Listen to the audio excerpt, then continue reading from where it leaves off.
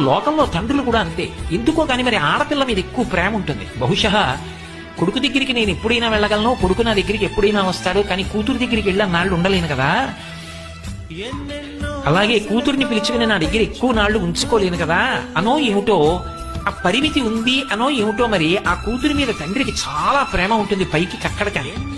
కూతురు కూడా అంతే. ఎందుకని అంటే ఓ చమత్కారం ఉంటుంది. ఏదో ఇంట్లో ఫంక్షన్ అయిందనుకోండి, ఆ వచ్చిన బహుమానాలు ఉంటాయి.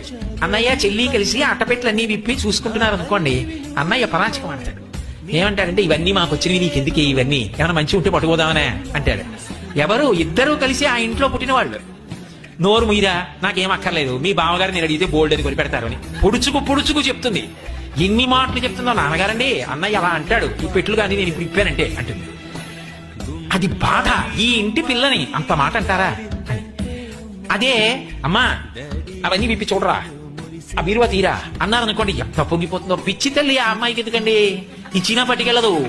కానీ ఆ స్వాతంత్రం తీసేస్తే తట్టుకోలేదు ఆడపిల్ల.